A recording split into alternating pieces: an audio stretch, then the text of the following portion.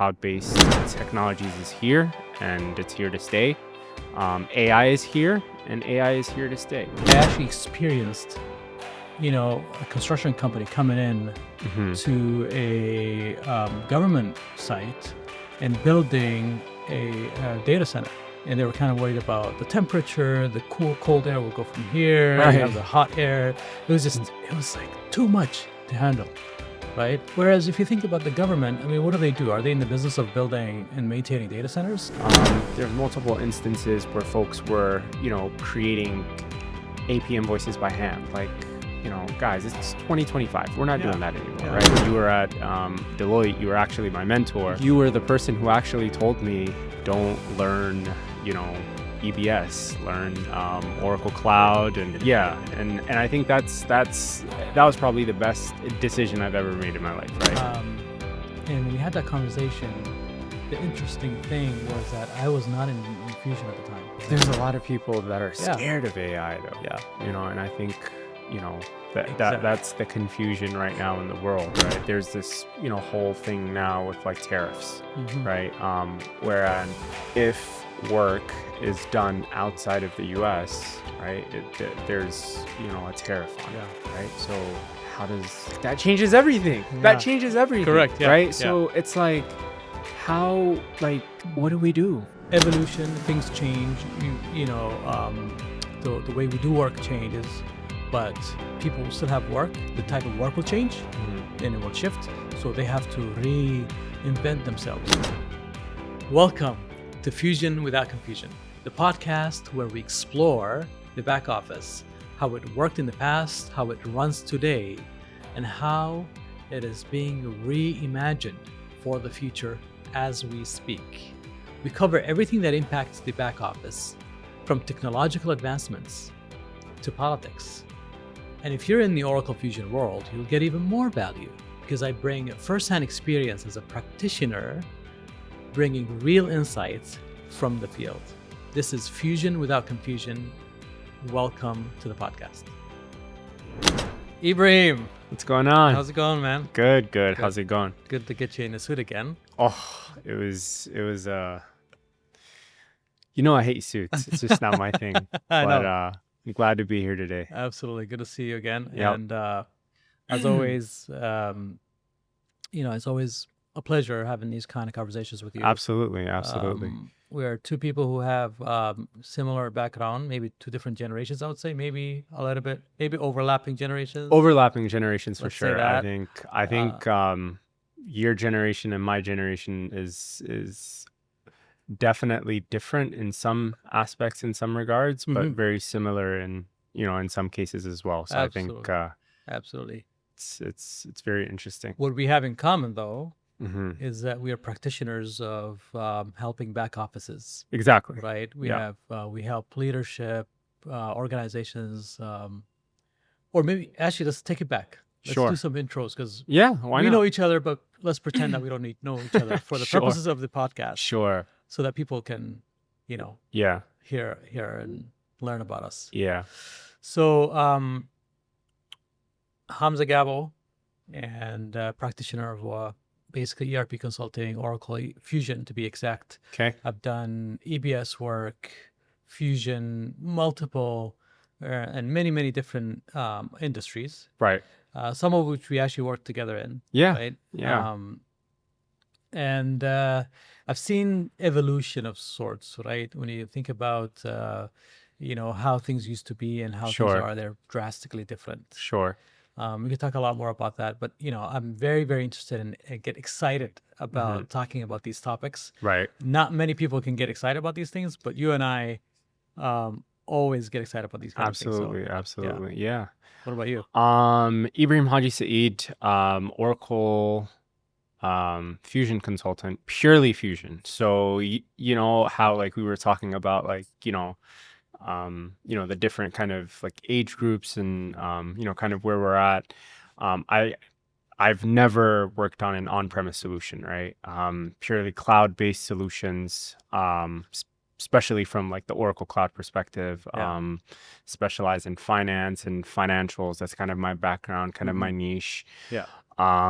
worked in various industries, specialized primarily in public sector. So I think that's kind of where we also are a little bit different, where you've seen a lot more commercial work, and I've seen, you know, a lot of public sector work, state and local governments, school districts, city, state level, and then actually worked on, you know, a couple federal projects as well. Yeah. I think my experience with cloud has been, you know, amazing, I would say. Just because whenever I look at the screens for an on-premise solution, it's horrible. I'm like, thank It's God. terrible. Yeah, I'm like, thank God I'm in the fusion and the cloud generation, the AI generation, right? I think it's exciting. That's kind of where we're headed, right? Cloud-based technologies is here, and it's here to stay. AI is here, and AI is here to stay. Absolutely. Yeah. So I think that's kind of a little bit about me. Yeah. I think the one thing that people always, you know, ask me when they see, you know, you and I together is like, hey, how did you and Hamza meet, right? Yeah. Like, you know, and I think the story that I always tell them is, you know, back in, what was it, 2014, 2015, 14-ish, when I was at Deloitte. yeah, when you were at Deloitte, you were actually my mentor. You know, at that time I was still kind of, you know, in college, getting ready to graduate.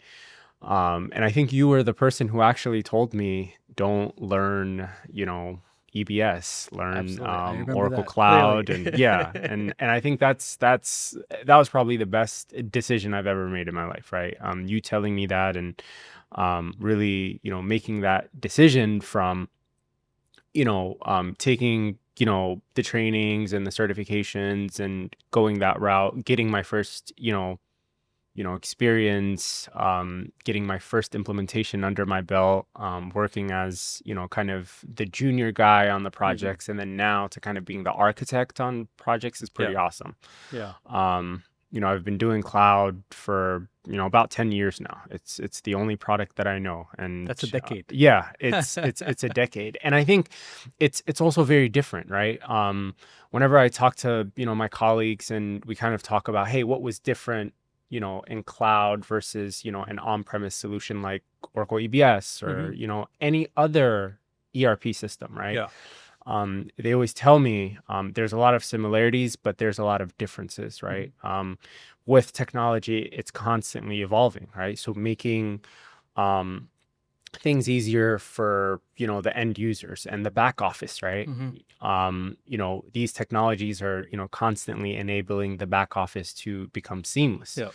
And now with the introduction of AI, right, that's just going to start to improve, right?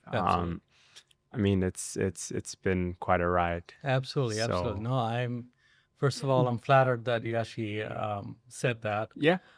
I think back in 2014, when you and I, you know, we were probably, you know, at a Starbucks or something when we had this conversation. Right.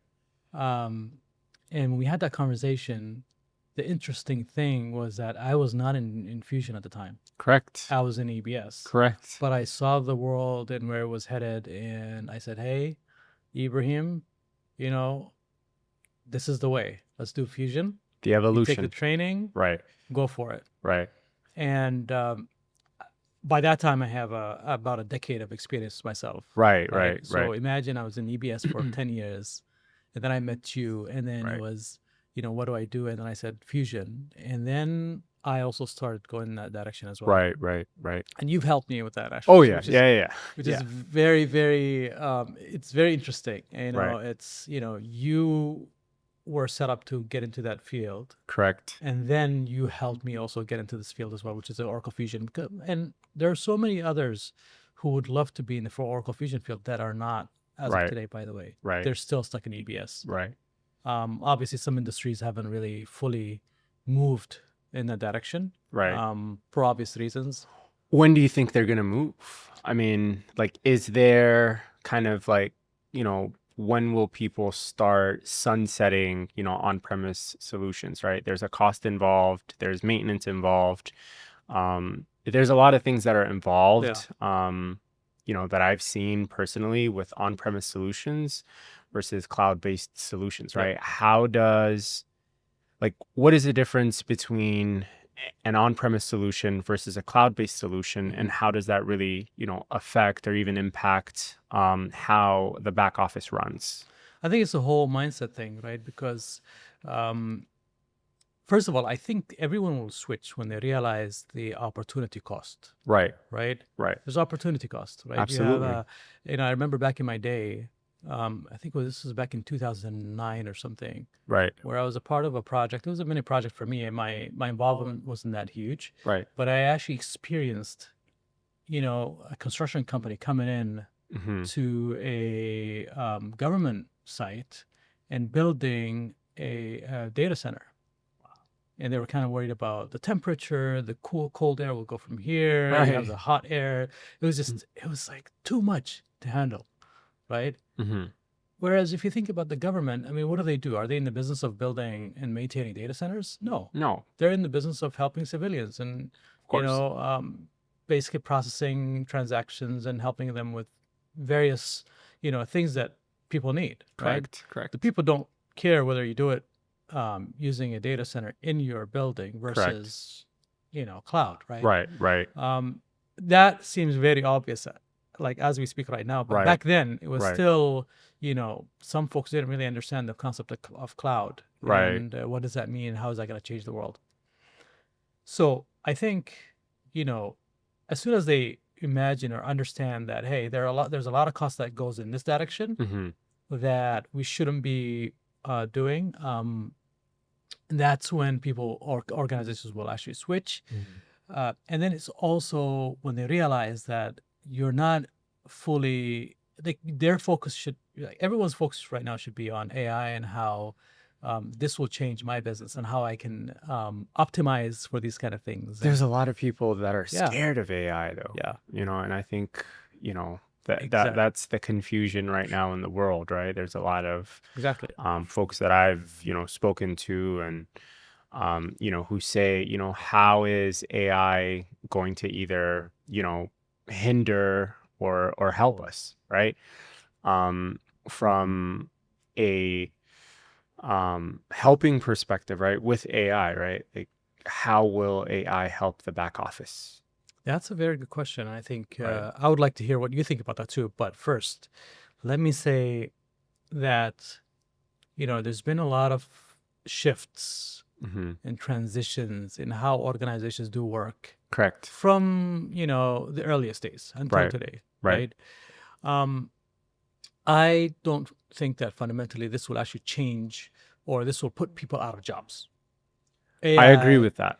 AI, there's a lot of people, folks are scared. They're worried, and They they are. should be, right? In a sense, because this is unknown. How do I handle it, right? I think from folks that are being scared or kind of worried about this Right. perspective, they're thinking, well, AI is going to come in, it's going to automate the world. We don't need the whole organization will just be a bunch of robots and machines that automatically do things, and there's no need for humans. Right. That's false. I agree with that statement. Exactly. I agree with that statement. So if you think about, it's like work shifts, Correct. and people and organizations should focus on how to provide more value I agree. at all times. Yeah. If you think about, I think you and I were having a conversation on our way here, actually. Yeah. Where we were talking about how did the automobile industry, when the automobile was first invented, Right. and that's how long ago, right? There were industries and organizations and people and that are all their work was kind of surrounded by making saddles for horsemen, making a cartridge, right? Building carts and things like that so that people can use it for transportation. Right. So that industry, after the automobile has been invented, all right, what happened to that? Does that mean that people went out of jobs? No. People shifted. I mean, we Correct. were talking about Hermes, for example, Right. a luxury brand that almost everyone knows, Right. right? Right. That brand was actually built on the fact that they were building saddles and riding gears Mm-hmm. for horsemen or people who are going to be on horses, right? Right. When cars and vehicles are actually invented, what do? They shift. Correct. They now create, I think they even create like a clock and things like that for luxury cars. I've seen some of that stuff. Yeah. The leather, Yeah. right? The leather gets, and they create like they have all these. They make all those luxury goods that like luxury bags and things like that. So they shifted, Right. right? And they still exist. And this is, you're talking about a company that's been around since the 1800s, right? Right. So evolution, things change. The way we do work changes, but people will still have work. The type of work will change, Mm-hmm. and it will shift. So they have to reinvent themselves. Like if you're in a role where now you're not, your job could be done by AI. Think about a more strategic work. Right. Upskill yourself. Right. And I've seen, I don't know if you've heard about this, Accenture, what they did with their, their staff. They said, if you're not willing to be upskilled in AI, Mm-hmm. Unfortunately, you're going to be let go. Right. And so the layoffs happened. And I Right. think 11,000 people lost their jobs because of this. It hurts in a sense, but it's a reality. It You're- is. You're providing consulting and professional services. Correct. You should be in the cutting edge. Like you should be, knowledgeable about AI, knowledgeable about this. Like upskill yourself, Right. reinvent yourself. Right. And that also goes for industry and organizations as well. Right. What do you think is like, so there's a lot of folks who are scared, and one of the biggest, things that I've heard is, well, AI is going to take my job, right? That person might be, I don't know, like a person who like processes, invoices within said organization, right? How do you think AI, right, in any technology, right, in any, ERP system will, help, really make that person's life easier, right? Yeah. Like how does that happen? How does the technology get us there? And then the other, kind of thing to your point is, I was reading this article this morning about Deloitte, and they were providing, services, professional services to, a client, and they had to refund them. Oh yeah. Because That they had to refund Yeah. them because the the advice or the deliverable that was provided was essentially AI generated, right? So, And it had a lot of errors. and it had a lot I of saw errors. that one, yeah.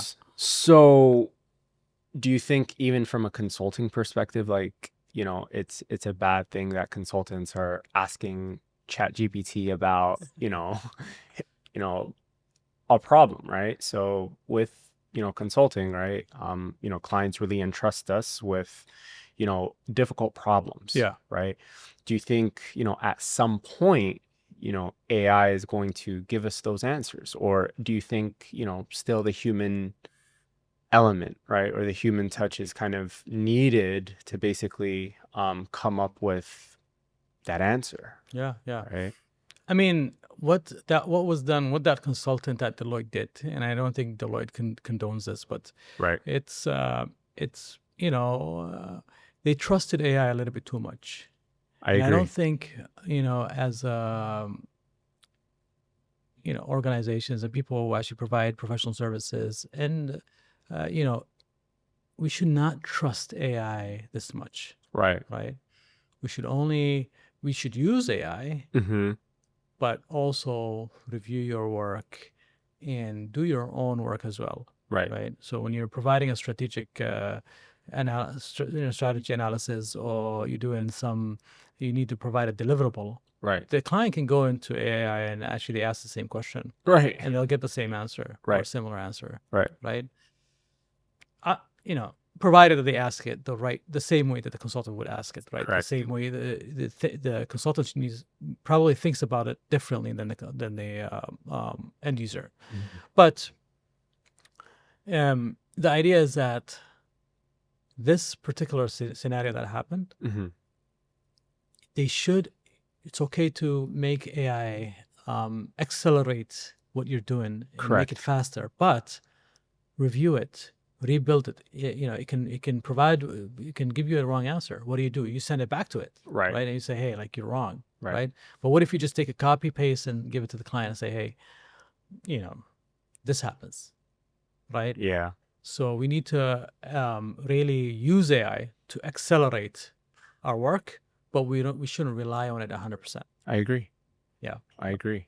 So yeah, that was a very interesting topic, right? I mean, Deloitte, I think they were asked to refund some of this amount. Yeah.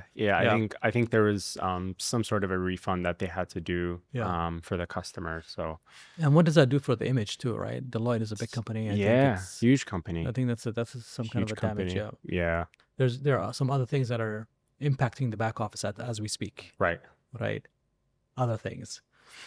So the other things that I think maybe we should spend some time on, which is very interesting. Sure. Is this notion of, or this idea right now that's out there that impacts offshore resources. Yes. Right? Both offshore resources that are offshore and people who actually are, H1B visa holders. So people are coming from offshore to the US. Right. And I've seen so much conversation happening about this online.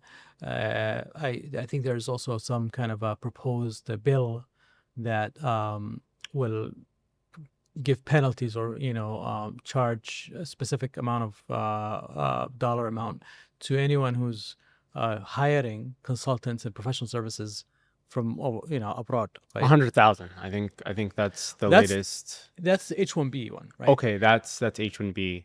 Okay. Yeah. So the H1B is 100,000, and that's a lot of money. So who's going to pay $100,000 for someone to join an organization?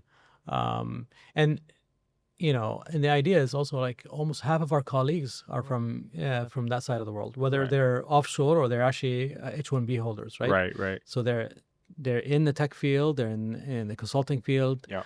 You see them almost everywhere, right? And we're there are some world-class consultants that are worth it. Absolutely. Right. Yeah. And I've seen some chatter, and I've seen some articles about some big tech giants like NVIDIA saying, I think their CEO came out just recently and said, I mean, if it's worth it, we'll eat the cost. And there are world-class consultants. In my experience, I've worked with a lot of smart people who are offshore. Yeah. These guys are just amazing, right? They bring quality. They bring, attentiveness. And I mean, it's just unfortunate, I guess, the current situation and what, is going on in the political realm. But the other question that I think, consulting companies, back office has to think about is, well, how do you replace that, right? Do you think a lot of the work now is going to shift to other countries? Whereas, right now, a lot of the work that's being done in the US, will that work be then shifted to, Canada? Will it be shifted to the UK? Will it be shifted to other countries, to perform those services? And if so, what's the impact, right? What does that look like? How does that, really fit into the business strategy for consulting companies, right? Yeah. How's that going to work? I mean, that's always interesting to think about. Correct. Yeah. And they always have staffing issues. Yeah. So if you look at the Big Four, for example, there's always, they have pretty strong sales engines. Yes. But when it comes to staffing, it's always, there's always some staffing issues. So how are they going to, and now they use, they have these centers back in like India and Philippines and so on and so forth, Right. to do the work. Right. What happens? Do you hire junior resources? Do you, I mean, from, a cost perspective, I'm sure it's much cheaper Yeah. to perform the service offshore than it is Correct. onshore. That's Correct. just the reality, right? That's not hidden. That's a fact. But how do consulting companies, shift their business model to really, deliver the work, but deliver it at a rate wherein it makes sense and it's profitable enough for them to continue to keep doing the work. Correct. Is that cost now going to be shifted to customers? Right. There's this whole thing now with like tariffs, right? Whereas if work is done outside of the US, right, there's a tariff on it, right? So how does that changes everything. That changes everything. Correct. Yeah. Right. So it's like, how, what do we do? What do we do? Yeah. So there's going to be a gap, I think, of like talent and folks. Right. Maybe companies are just going to be willing to pay the tariffs, and it's not just if it's just a cost issue. They might as well just kind of hire from here. But if there's more to it than just cost, right, maybe they'll just eat up the cost and do it. They'll still do it. Will that cost be pushed onto the customers? Or who's going to eat it? Right. Who's going to eat the cost? Because with every cost, right, it's either you eat the cost or the customer eats the cost. Yeah. Right. Yeah. I'm sure there's going to be a line somewhere that says, we have to pay tariffs, so this is the amount of tariffs and the proposal. Right. Right. Wow. That's probably going to be new, but yeah, it's definitely going to be new because it's not there now. Yeah. Right. So it's going to be. It's definitely going to be interesting, Correct, right? How the world is moving, especially the world of professional services. Yes. The world of the back office and how people are going to do their jobs. Who's going to do the work? Who's going to do the job? I think we're headed in a very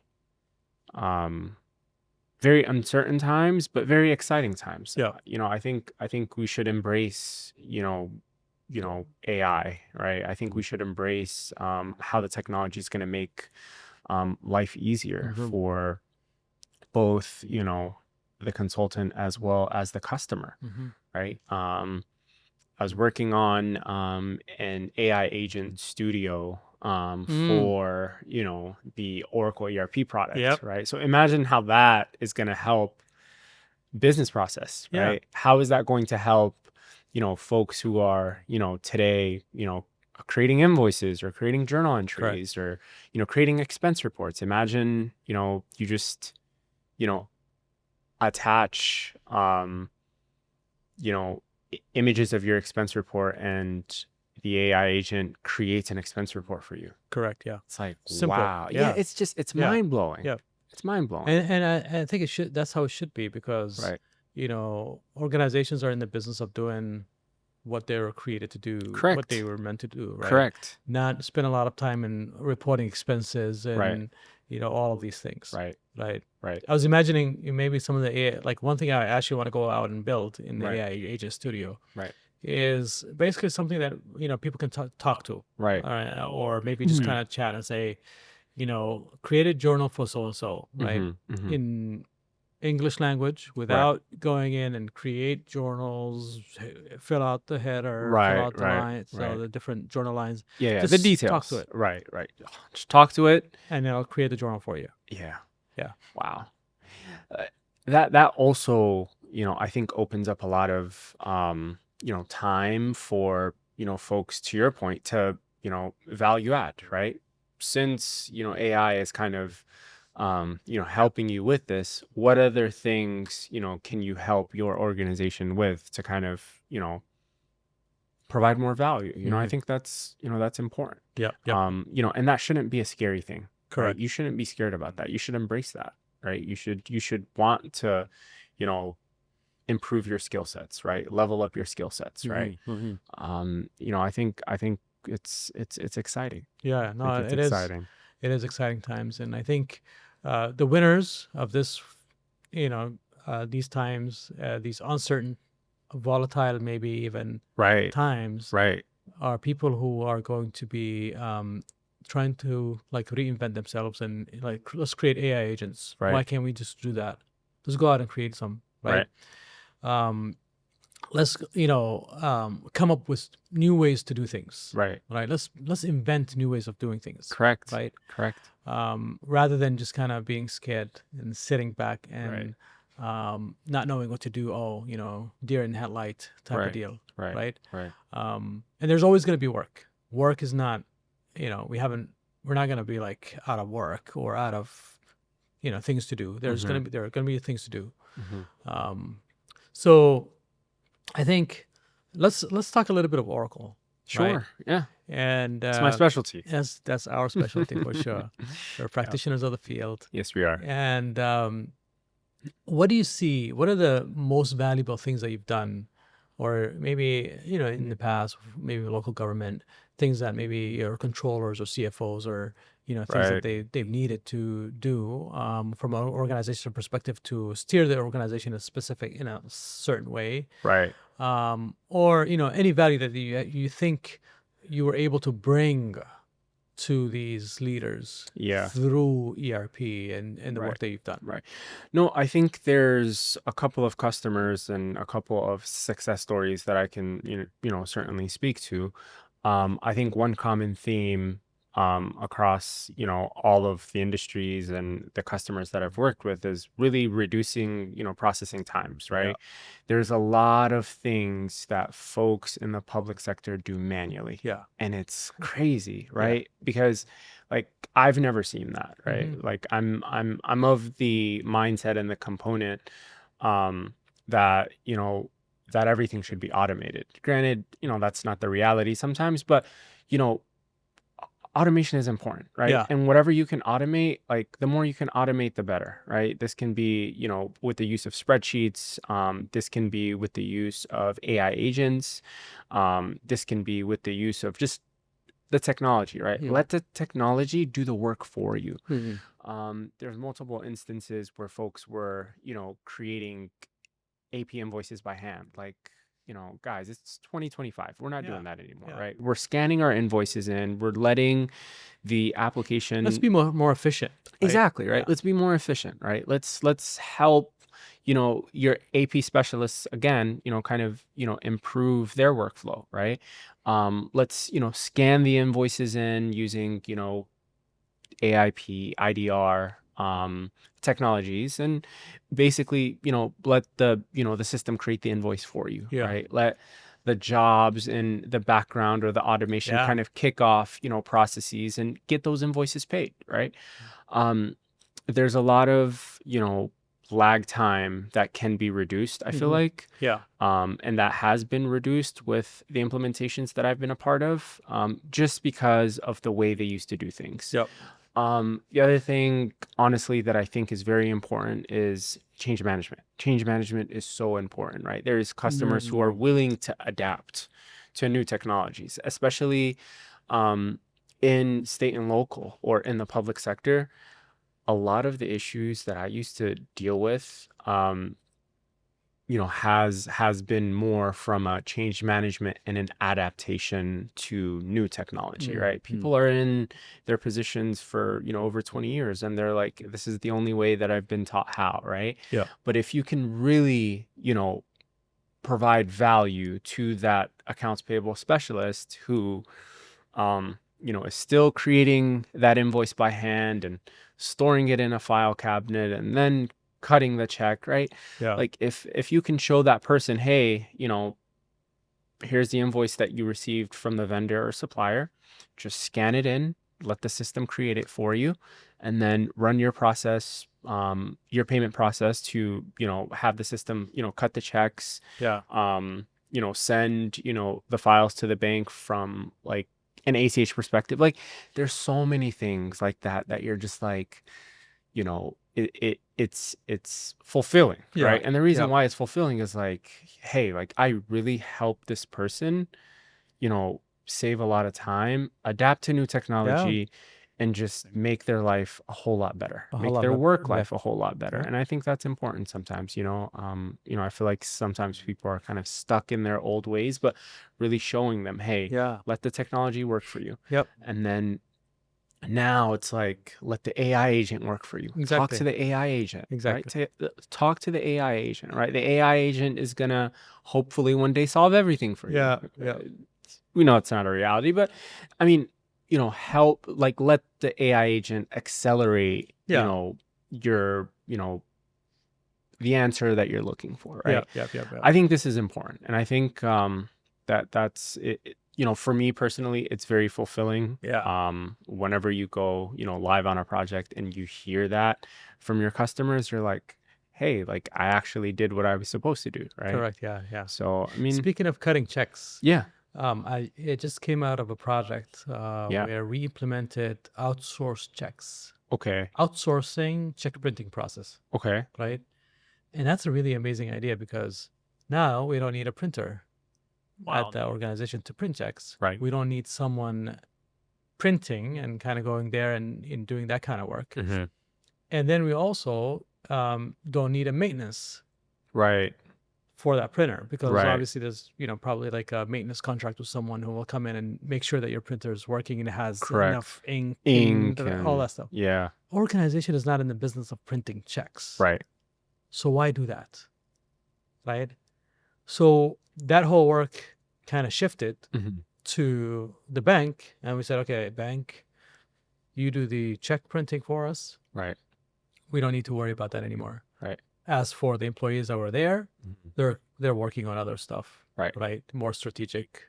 They're running the payments, making sure that they look into it before they submit the payments, right? Right. They're submitted to the bank and things like that. correct, And they can do other things too. So there's a lot of, they look for value add stuff instead of just tedious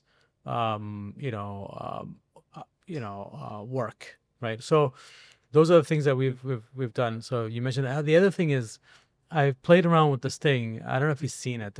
You probably have, hmm which is the intelligent AP coder. I forget what they named it. They has a yeah, name. yeah. It's that new feature that was just released or something like Yeah, that. yeah. Where it does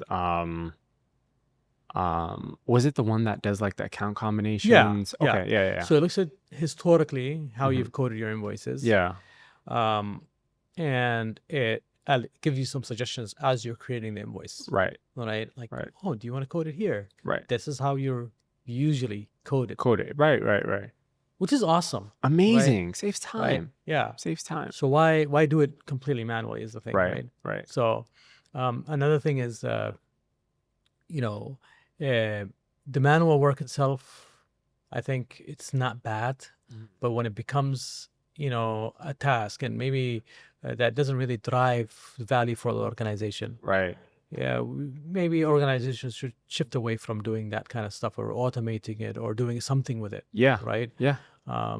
Because if it's a hospital, you're in the business of providing healthcare, Correct. right? If you're a local government, like we were talking about earlier, you're in the process, or you're in the business of serving civilians and people, the society, right? Correct. So why worry about these things, Correct. right? Right. I think that's kind of like the takeaway that I've seen it over and over again. Right.